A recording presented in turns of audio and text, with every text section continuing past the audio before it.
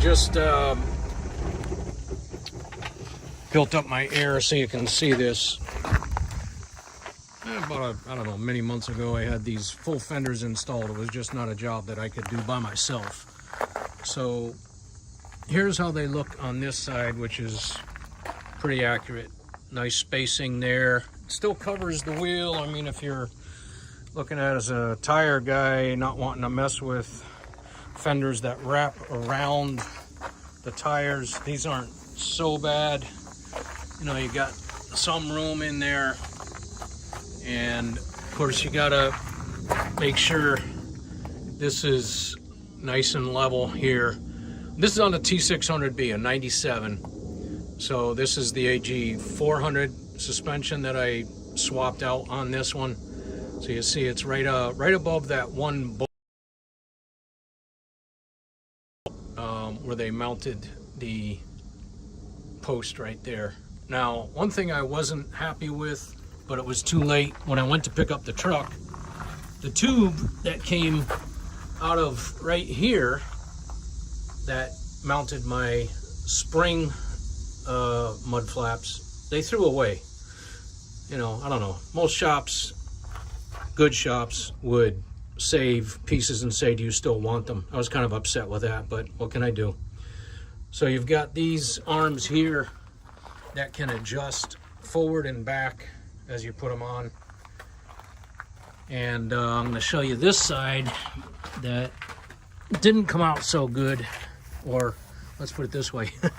For some reason now it looks, you got plenty of room right here on the rear axle, but this one here, way too much, way too close. It's not exactly rubbing.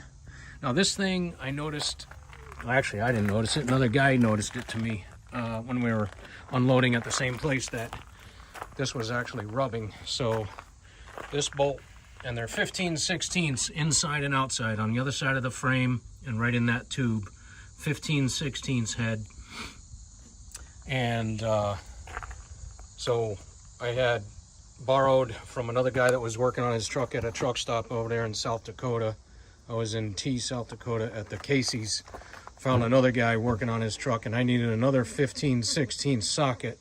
Then I had a driver that was parked next to me hold this fender up while he tightened the ratchet while I held the inside bolt. Now, if you look at this here, this is tilted a little bit to the rear, so that's going to have to be loosened up right there on these bolts.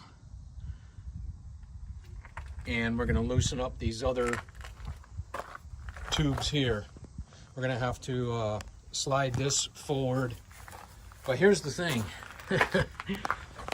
This is your tube, and where it mounts on the inside in there, it is one bugger to get to. Definitely takes two guys, one on the inside holding this and one on the outside to tighten it. So I'm going to probably go to a good shop that I know. By the way, they did not want to install these. They've never done them. But at least now I know exactly what to do. And I can understand, man, these things can be pretty tricky to install. These are affordable. You buy them directly from the manufacturer up there in Michigan. They're online. And this truck is filthy right now. I just got back from 2 weeks on the road. But this is what your full fenders look like. And I'm satisfied. I mean, they're not real sturdy. You could sort of stand on them if you're not too heavy, which pulling the step deck here, I'm always jumping up and down off that top deck.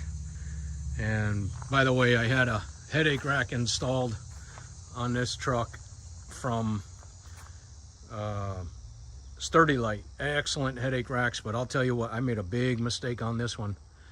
I didn't realize when I bought this that the posts are in front of, in other words, outboard of the box for the headache rack. And this put quite a bit of inches right behind my cab extenders here. I used to be able to pull a reefer with this if I needed to, but with that box, that headache rack extended that far out, and I had to put a bar up top because there was no room for a pigtail here. So my only other options are to go from a 36 to a 48-inch slider, if I could find one like it. Or I could stretch my frame, which I think I'm at 234-inch wheelbase on this truck. And, you know, it's good for getting in and out of places. Want to or need to pull a reefer. Make things tough for getting into the tight places. I get into some pretty tight places, especially if I do multi-stop reefer work at stores, which is a rare thing, but when I do it, I get good money on it. So anyway, of course, job sites too, and then picking up for some of my customers at job sites where they've got dropped equipment, or I load myself. You know, a lot of times they're just putting stuff in there with day cabs, so this truck does definitely get in there easily compared to if I had a long nose or into it, a stretched out frame. Anyway, that's it. Those are the Robmar Plastics. I like them. Just got to be careful how you install them.